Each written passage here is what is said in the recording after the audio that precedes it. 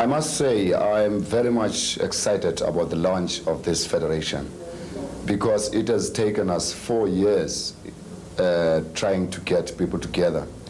We know that since 1981 there's been some differences among the people themselves. Some workers were suspicious of the others, and some people felt that they would be dominated by this group. But over time, when we discussed this, and it became clear to the workers that nobody wanted to dominate the other. The only thing we wanted is that workers should get together in order to have that unity which would give them the strength to fight against the total onslaught on the workers by the employers and their allies.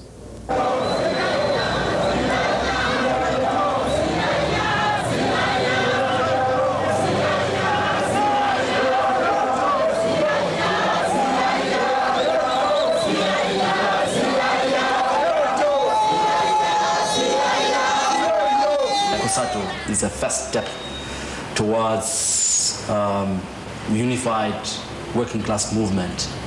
We know that then the working class in South Africa is not really organized, but Cosatu is a step forward towards forming a movement, a working class movement.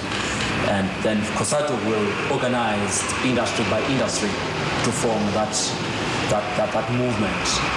At the end, when people told us that it seems as if things are coming together, the Constitution is almost ready and the other unions are coming into our federation, we felt very happy, and I didn't really believe my ears to hear that other unions came together with us, because we really had strong political differences. But now that we are together as one, I think our aims and objectives will be to fight our first enemy, which is the employer and their apartheid.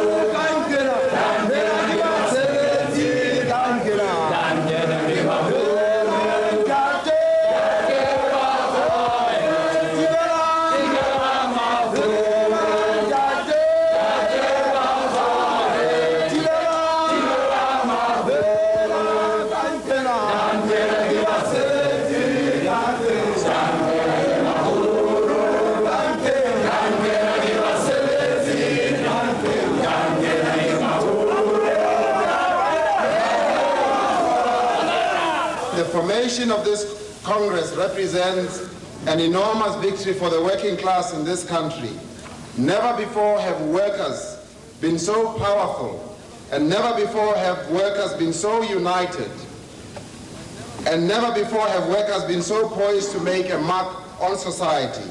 And in this period of crisis, the question that echoes through every section of South African society, that is the state, capital, and the democratic movement of this country, is how this Congress will make a mark on South African society. Where will the organized power of the working class be taken? How will this power be used? And in other words, what will be the political role of this Congress? We all agree that the struggle of workers on the shop floor cannot be separated from the wider political struggle for liberation in this country. What workers are fighting for on the shop floor is not very different from what the communities are fighting for in the townships.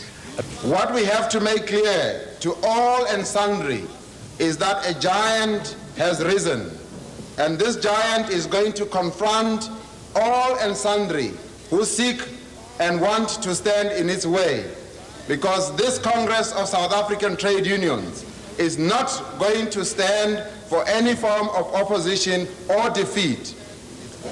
Having said that, comrades, we now open this Congress formally and say, long live Cosatu! Viva Cosatu! Viva! Viva Cosatu! Viva!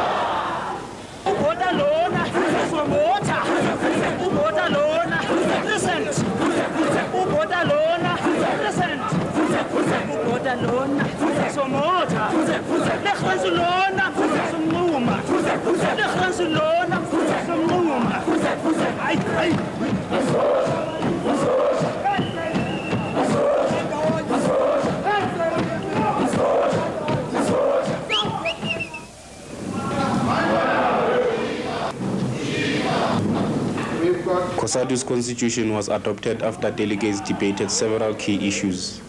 There were differences over a clause dealing with the restructuring of the South African economy. 2.5 reads at the moment, to work for a restructuring of the economy that will allow the creation of wealth to be democratically controlled and its fruits fairly shared. There were another few words at the end of that which said, amongst those who produced it. And the comrades at the Credentials Committee actually accepted that. I think it must have been left out by accident. What do the words actually say that you're proposing, comrade? It's just to add, amongst those who produced it. Die kameraden van CTMWA. We do have a problem with the words amongst those who produced it. Because, Comrade Chair, there are those who have risen from the ranks of the working class, who play an effective role, such as teachers, nurses, amongst others. Are we now to deny them also a fair share of the wealth that has been produced in this country? And without, Comrade Chair, therefore debating the matter too long, we are of the view that clause 3.5 should remain as is, to permit for an equal sharing where persons are denied or through no fault of their own, they find themselves in occupations which we need. And education and nursing and health, for example, are some of those occupations. We have a counter proposal from Cape Town Municipal Workers Association which says that the clause should stay as it is. I'd like speakers to address themselves to either seconding one of the two positions. Comrades, I'm from Nismau. And I would like to add just briefly that the reason why we think we should include the words among those who produce it is because, as far as we are concerned, like the example given by the speaker from Cape Town Municipal Workers Association about teachers and nurses, we take all those people as part and parcel of the working class.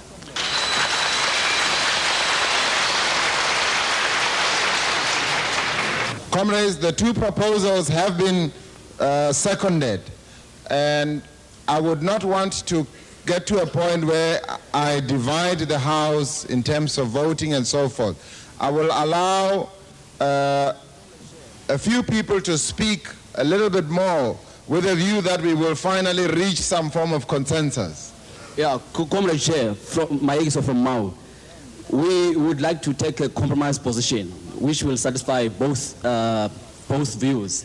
Then at the end of that clause, we add amongst the working class, because we believe the working class will be a compromise position.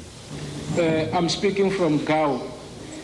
Just to remind the comrades from Mau that in fact they came, as it was said, with a compromise position because there were two opposing views expressed by Cape Town Municipal Workers Association and Musa.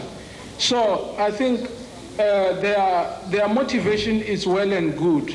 But then what we are saying is that unfortunately their compromise position falls away given that Cape Town Municipal Workers Association has withdrawn its position. So I would appeal that for the sake of progress, let's move ahead with the understanding that Mau's position, given that it came as a compromise position, has fallen away.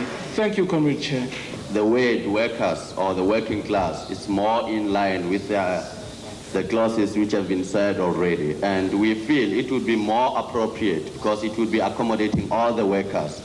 Because we have some sectors whereby we find that workers by the government rule are not allowed to join trade unions, or for example like nurses, they are contributing a lot to towards the struggle of the working class, and teachers as well. We are what we are today because of teachers, and I would say if ever we are to say the producers, really we are taking it a bit too far. We would prefer to use the word for the working class. Thank you.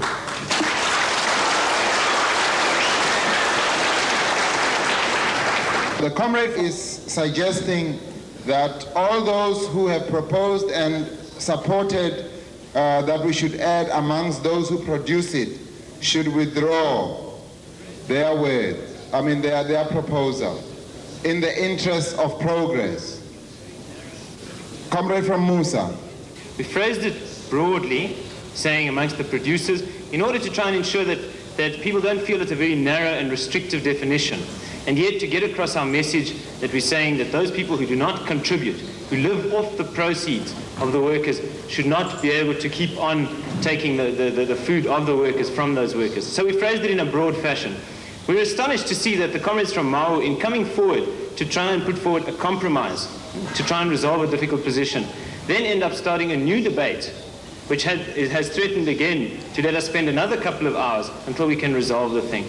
Comrades, if everybody feels happy that we withdraw.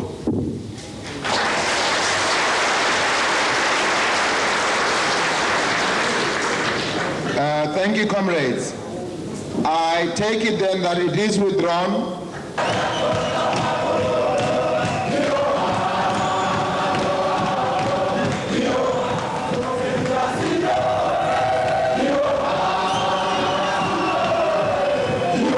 This clause was passed reading to work for a restructuring of the economy which will allow the creation of wealth to be democratically controlled and its fruits fairly shared among the working class.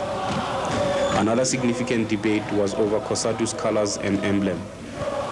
We know in South Africa that this is the gold country. Even you, chairperson, you're working in mines where you're digging gold. The reason why I move the black color, we know that the majority of the population group in South Africa is the black people. The reason why I mentioned also the red color, we know that in the working class, our long-term objective, we as proletariat, are moving forward for a proletariat dictatorship as working class in this country. So I feel, Mr. Chairman, in all countries that are being controlled by the workers, you will have that red color. Thank you, Mr. Chairman. Thank you. The rising red star over that section of the world might engulf the world later, hopefully. Now, the half spoke signifies industrialization, since the spoke of the engine of machines. Everything, the hammer, aptly signifies that most of the economy is based on the metal industry. And all the industries are actually based on that, or all the machines we use in all our factories are built from metal. So we think that of all those emblems which or drawings we have there, the one which should truly reflect Cosatu and the aspirations of Cosatu is that second one. Thank you. If we look at the one with 3 men, it shows that workers are men only. So we don't see a woman there. Now my problem is that workers are not only men. Therefore, I would like to second the last speaker about this first logo, which has got a map of Africa as a whole and shows a part of Europe, and it shows also a red star, which signifies blood. Comrade Chair, we would also support the logo with the 3 men in the wheel. But we feel that there are some important changes which can be made to that logo to make it more acceptable. The first change we feel is that one of the figures holding the flag or the figure behind should be changed to represent a woman, so that there will be 2 men and a woman in the logo. The second change we feel is that our slogan, "An injury to one is an injury to all," should be included in the logo. Now we feel that would be important regardless of which logo is adopted by the Congress, that our slogan should be in that logo.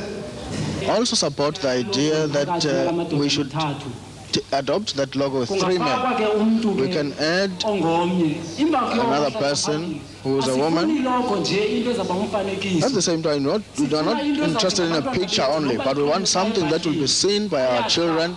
Even though we have a badge on our jackets, they should see that this is my father's flag, this is my mother's flag. So if we put on that flag something which African children don't know anything about, will be leading our children astray. I think that one, which 3 men who are working, clearly explains what we are. And I would say that as a comrade and as a woman also, I feel that women shouldn't just be an unseen force in that logo. I would support the previous comrade that said that one of the people should be a woman, because I believe that that is the way that we can encourage our women who are in the factories and all over as a physical sign that they should be involved in Cosatu also. Thank you. Thank you, comrades. I will say we withdraw that emblem. Thank you very much. Comrades' suggestions that women be visually represented in the Cosatu emblem were accepted, resulting in this logo.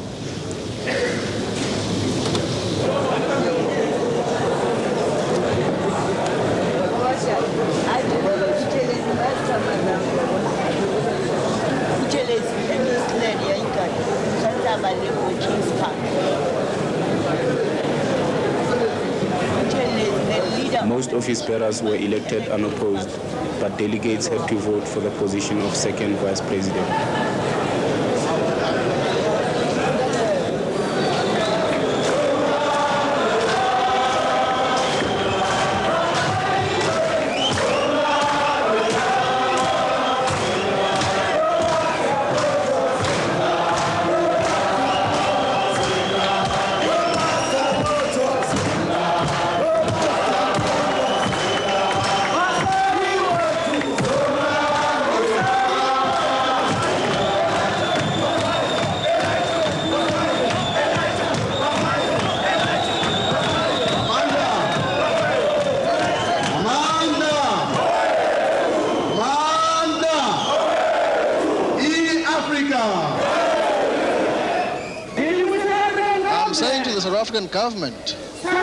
South African government, P.W. Botha, you have failed in your duties, because therefore release Nelson Rolihlahla Mandela to be the state president of this country.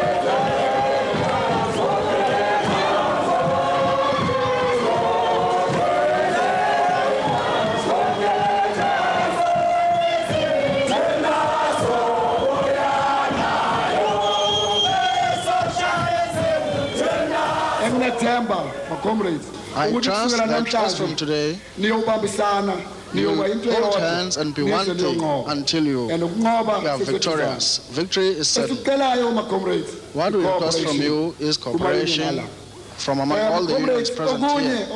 Another important thing is that we usually say there are UDF unions. Today, that is over.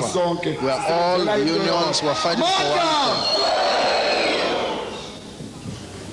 From today, the division created within the workers has been totally dismantled by Cosatu. And we are saying to our employers, from now on, beware. Never underestimate the worker. Amanda! Amanda! Amanda! Israel! Israel! Comrades.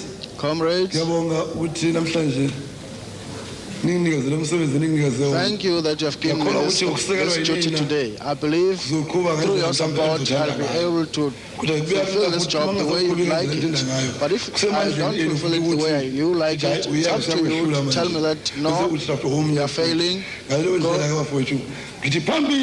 why I'm saying forward with the working class struggle.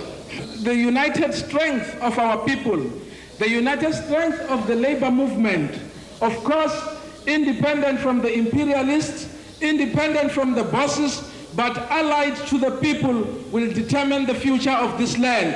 Amanda! It is a great honor that you have placed this confidence in us today. The formation of our Congress comes at a crucial time in our history. It is crucial because it's an important force in the struggle for our liberation from this apartheid regime, a liberation from the class exploitation we face.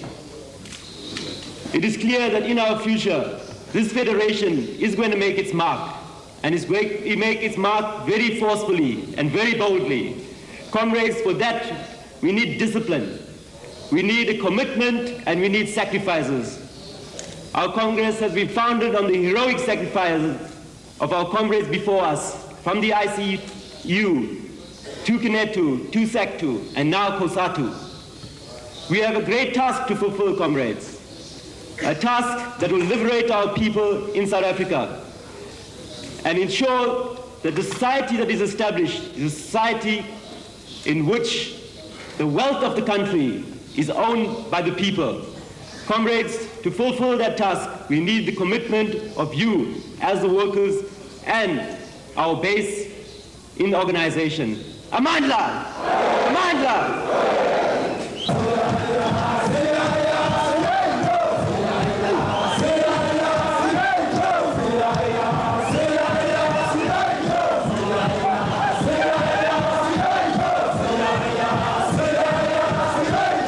Cosatu's leaders take office at a time when mass militancy is sweeping South African townships. The declaration of the state of emergency and police and army occupations of worker communities has left over 1,000 people dead in the past year.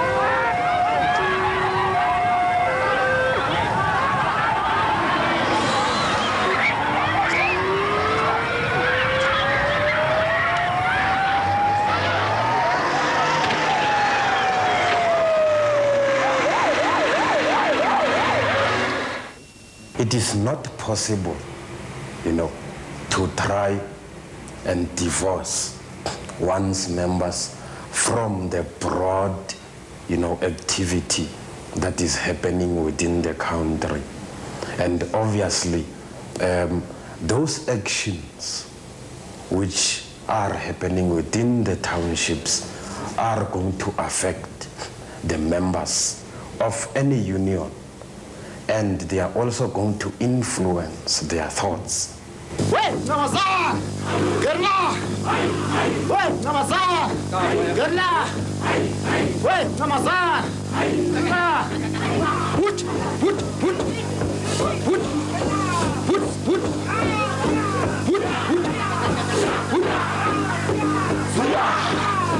Zia!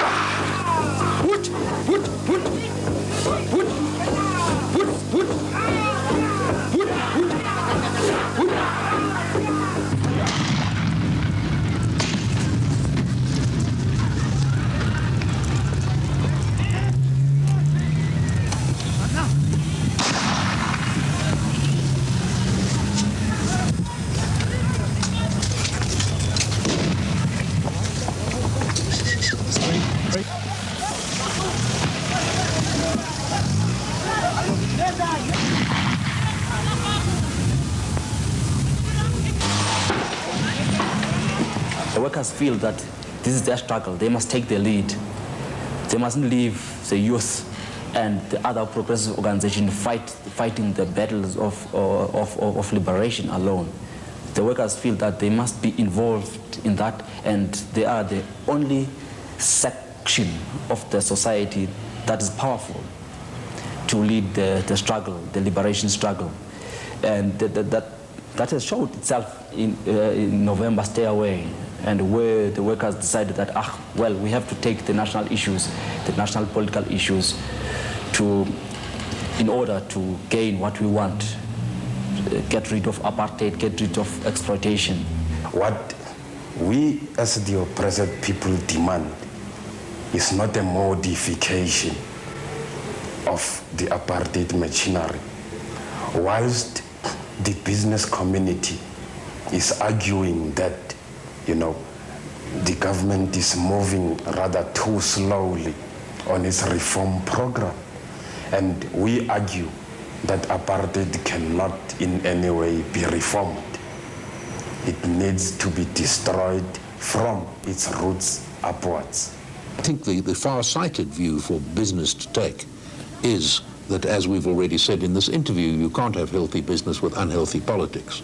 So we'd better take an interest in at least those political issues which are of a fairly practical nature. I don't think you can expect business management to discuss a new constitution with a trade union. I think that goes a bit far. I would say that a large number of South African businessmen are well aware that there are segments of black opinion who are extremely disenchanted with what they perceive to be the private enterprise system. We have made it clear to them, and we will continue to do so, that they must not confuse the private enterprise system with the system of apartheid. The system of so-called free enterprise that we've lived under has been a brutal experience for us, an experience that's left us very little confidence in it. It's a system in which we believe benefits none but a minority, and that minority is perpetuating its wealth through the type of system that is being established. I think that it is the view of most of South African business that it is the private enterprise ethic which will serve the black population best, and that we must somehow, by opening up the system more dynamically than we have so far, rid our system of the image that the capitalist system in South Africa only has a white face. Because if that perception was to persist, then I myself do not believe that the private enterprise system will last in South Africa. They want to secure the future for their profits, and they want to build a future South Africa, a future society that is dependent on capitalism. That's all. And they want to change the face. In South Africa, we don't want to change the face of the government, to put the black capitalists forward. But what we want is to change the system, to change the society, to be a changed society, where there will be no exploitation of man by man. The structure, the economic structure that exists, together with its political arm, will have to be overhauled in total, wherein a system that is not based on making profit will be devised. A system which would benefit everybody would be a system, you know, that is based on providing for the needs of everybody within the country. Automatically it will be a socialist system, a proper socialist system, socialist society. Yes. Where workers have control of their lives, where the working class have control of the society as a whole, where the working class have control of the whole thing, and where the wealth of the country is shared equally amongst the people of South Africa. I'm myself profoundly convinced of the superior merits of free enterprise above socialist management of the economy, and all my friends will certainly be doing all we can in this regard.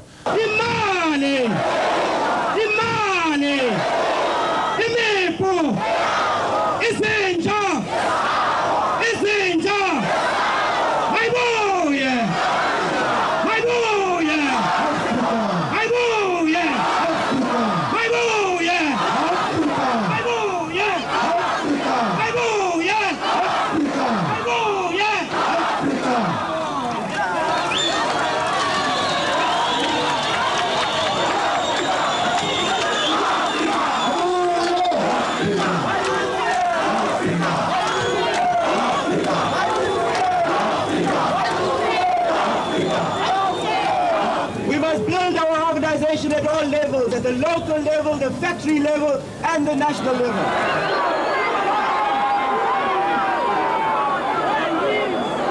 We must take the politics of the working class into the townships.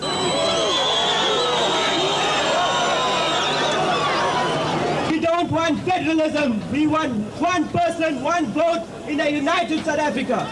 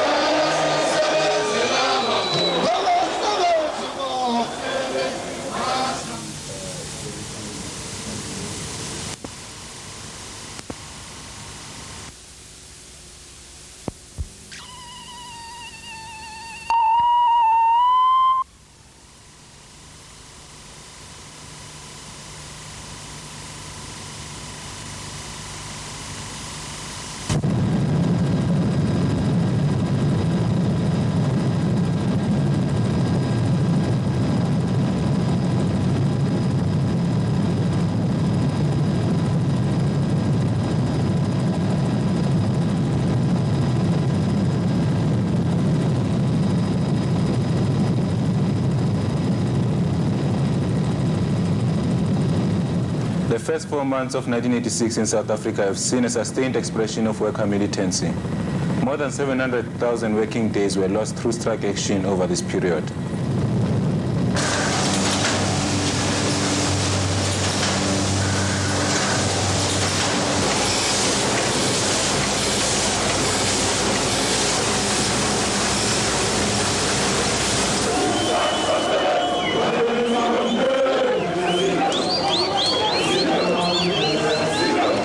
The launch of Cosatu, the largest trade union federation in South African history, raised both the political and industrial confidence of the working class.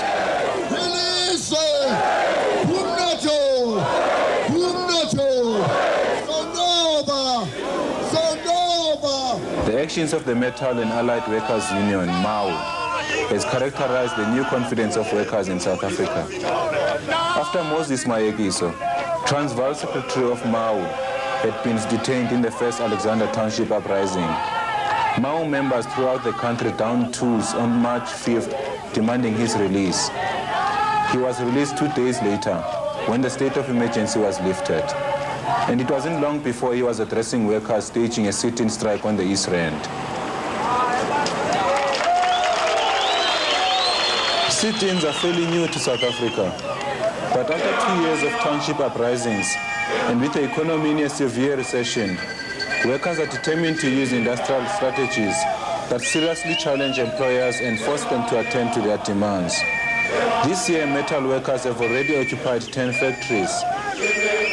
At 2 of these plants, owned by Hegi Rand, 2,100 workers began a coordinated sit-in that was to last for 3 weeks, making it the longest factory occupation in South African labor history.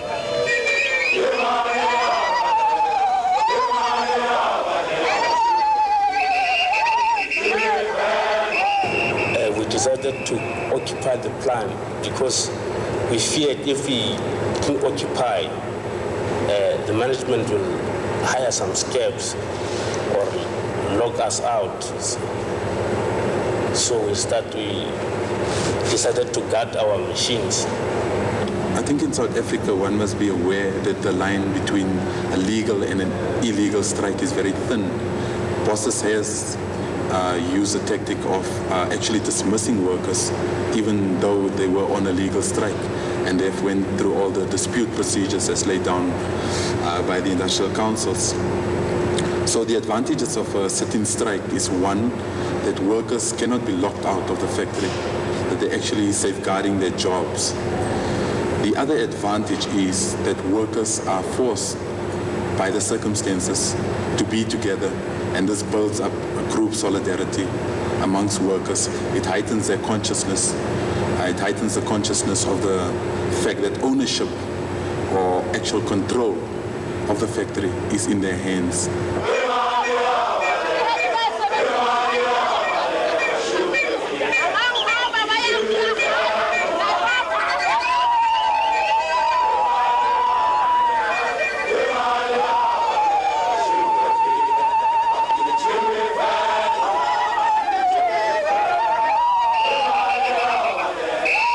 Demands at the Hegi plants were the same as those across the metal industry. Workers were demanding that the management negotiate at plant level on a minimum wage of R3.50 an hour, a 40-hour week, double overtime pay, and May Day as a paid holiday. But management refused to begin discussions, maintaining that they do not bargain at plant level, and workers would have to wait for the annual metal industry wage negotiations.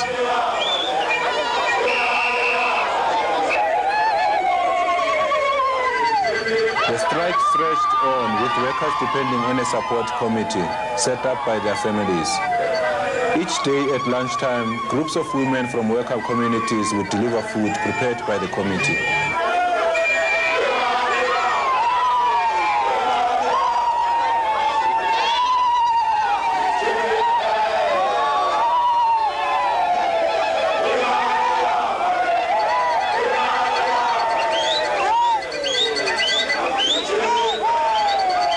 We realized on the first day of the strike that workers would need material support such as food and other necessities. And we discussed with the shop stewards the feasibility of inviting their wives and mothers and sweethearts, etc., people in the community, to come together to form a support group. We also wanted to break down the distinction between politics and economics, factory-based struggles and township struggles. We had a meeting at the union offices with a group of 50 women from the township, from Katlaon Township, where it was agreed that we could form the support committee with the object or with the aim of gathering in funds from the community and also from workers in the Germiston area. The projects that they undertook was to go to factories with a letter from Hegi workers asking for support in the form of money, and in in the townships, plans were that they would be giving film shows, approaching the churches for donations. This money was basically used for food and for other necessities like cigarettes.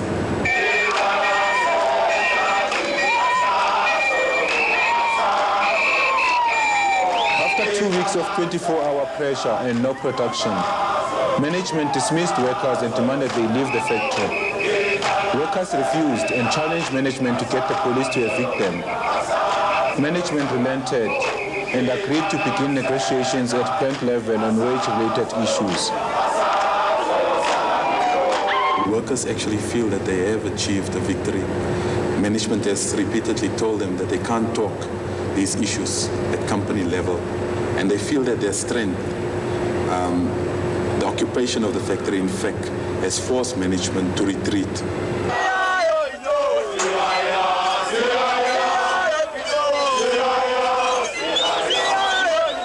But a victory at plant level is only part of the battle. Once a year, metal workers have to deal with a well-organized and uncompromising body of employers, SIFSA. The adoption of sit-in approach is a particular approach that has its problems for the employer. On the other hand, I think we also have to accept in South Africa that we have a situation where black workers were for many, many years grossly discriminated against. They did not have basic trade union rights. And we've got a very rapidly evolving situation now as black workers seek to remedy the injustices that they perceive of the past and are trying to find ways and means of doing this. And so the collective bargaining situation is a very unsettled one. And I think if we see people using a tactic such as a sit-in, what it's saying is that they on their side do not yet perceive that there's an equal power relationship. And it's really part of the process of trying to arrive at a more balanced power relationship. SIFSA employers' views on an ideal power relationship differ radically from those of the Metal and Allied Workers Union. Both groups arrived at the Alberton Civic Center for the annual Industrial Council negotiations in late April.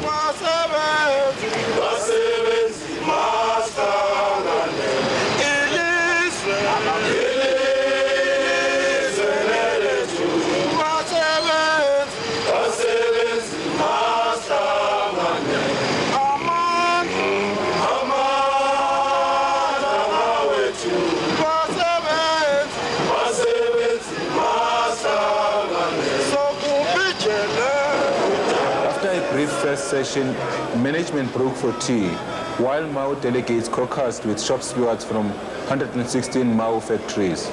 With regard to the proposals that first May be paid holiday in the industry, the employers wish to advise that they are sympathetic to this approach, but believe it is necessary to achieve resolution of this matter on a national basis.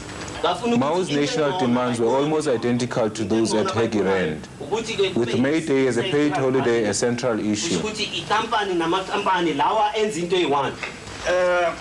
here, May Day. Since from last year, April, they were aware of what say May Day. Since from last year, when we start to negotiate about this May Day. Yeah, okay, maybe I need to find out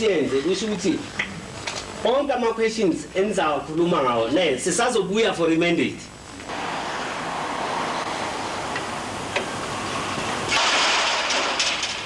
Workers' recent determination to fight employers and the state has its base in very real grievances.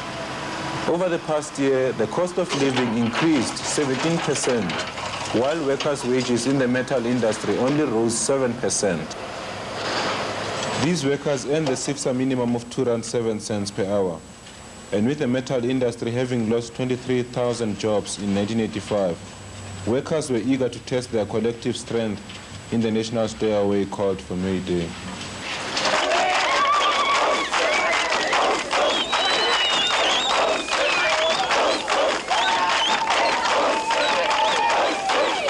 Over 1.5 million workers participated in the largest national general strike in South African history to celebrate the 100th anniversary of May Day.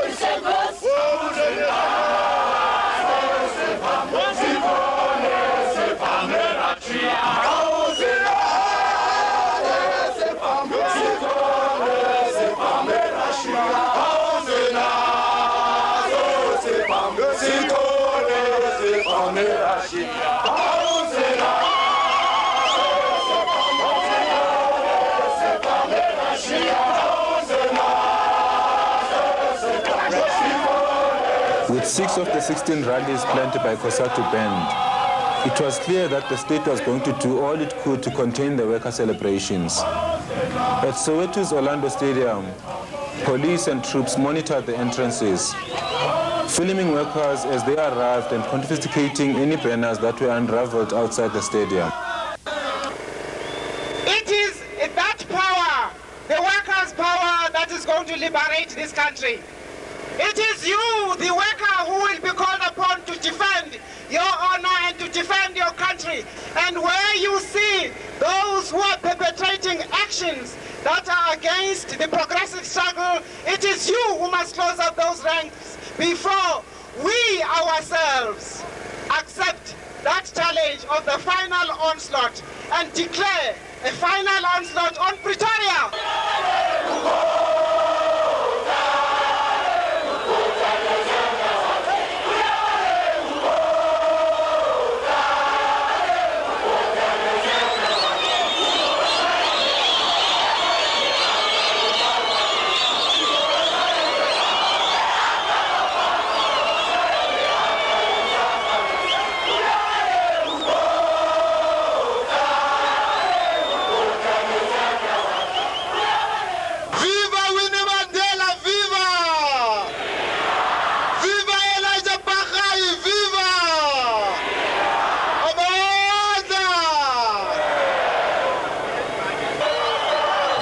Tear gas was fired into the stadium, but failed to disrupt the proceedings.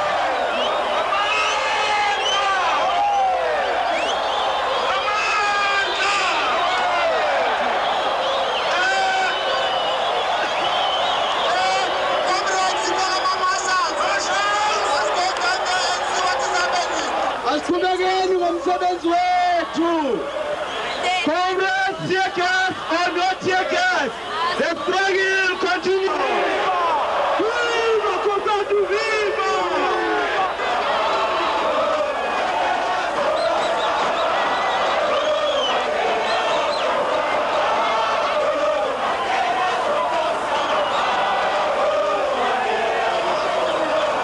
Amandla! Inalomyalezo kula mabhulu angaphandle. I have a message for these boers outside here. Hey, you know what? You come on, check na limlight alone. No. Akakuba masicalele uPW Bota. Akakuba i-tear gas reforms now. They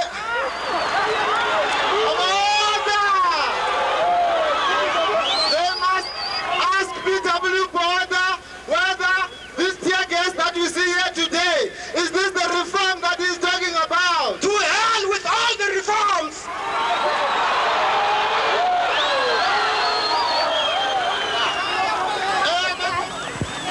A bus returning from the rally was intercepted by the army.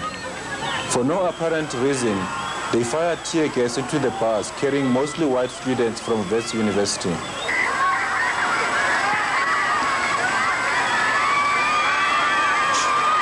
Hey, look at that guy. Look at that person. These frustrated gestures of state power cannot detract from the fact that May Day 1986 will be remembered as a historical day in the development of the South African struggle.